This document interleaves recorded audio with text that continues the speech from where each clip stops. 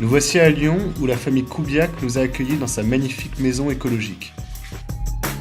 Des Eurotrackers sur le toit de Monsieur Yassé Kubiak.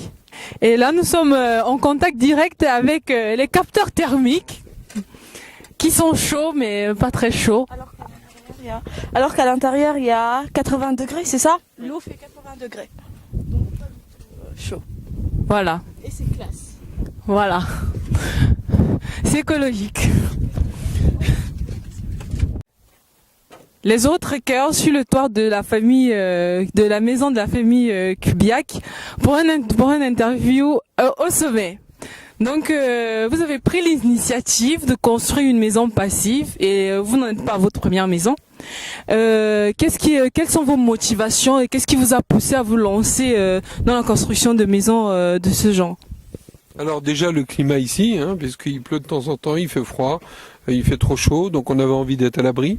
Et puis on avait surtout envie d'être à l'abri avec des matériaux propres.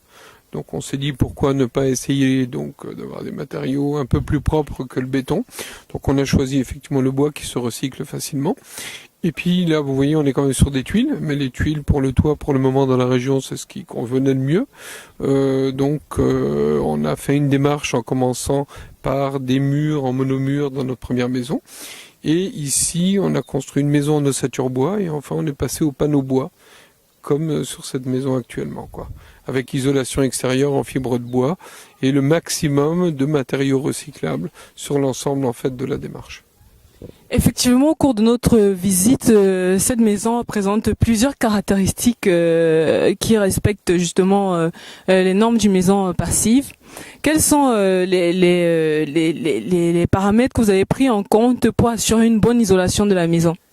Alors, premier paramètre, effectivement, c'est l'isolation. Donc, ça veut dire une isolation par l'extérieur, une absence quasi totale de pont thermique.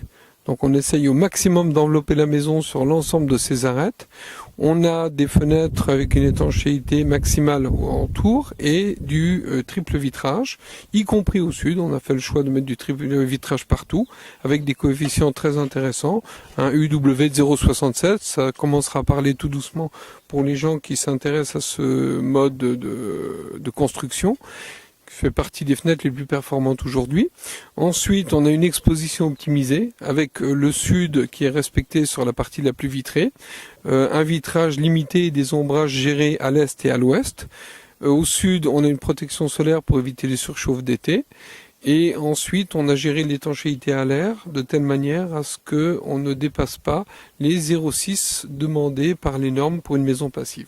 Alors on est en cours, les essais qu'on a faits ne sont pas encore tout à fait parfaits, mais on espère arriver mieux que la perfection puisqu'on veut obtenir moins que 0,4, ce qui serait une performance normale.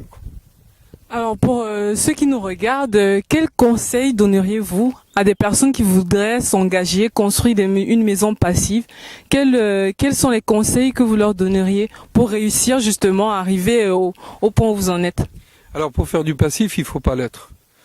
Parce que si on est trop passif, on n'y arrive pas.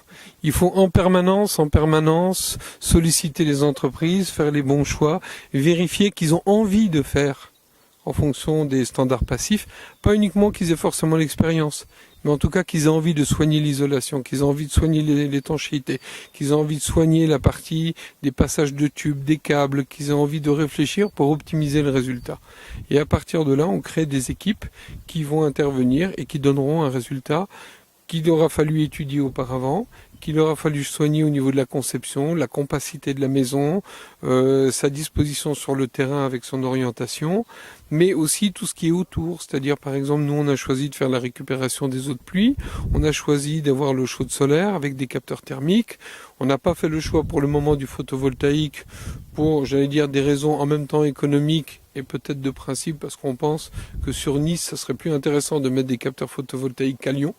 Commençons par l'endroit où il y a beaucoup de soleil. Et ensuite, on a fait des choix aussi de fonctionnement à l'intérieur avec une ventilation double flux qui nous amène, outre les performances en termes de thermique, nous amène aussi un grand confort puisqu'on ouvre très très peu les fenêtres et on se sent bien à l'intérieur. Et vous pouvez confirmer justement le fait de vivre dans une maison à ossature à bois. Est-ce agréable la différence entre avec les maisons traditionnelles?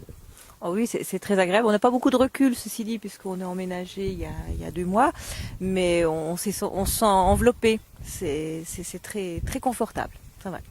Nous vous remercions de nous avoir accueillis. Aujourd'hui, nous avons véritablement recueilli plusieurs informations qui nous aideront pour notre projet. Merci beaucoup. Et voilà, notre étape lyonnaise s'arrête ici pour nous rendre en terre étrangère à Lausanne.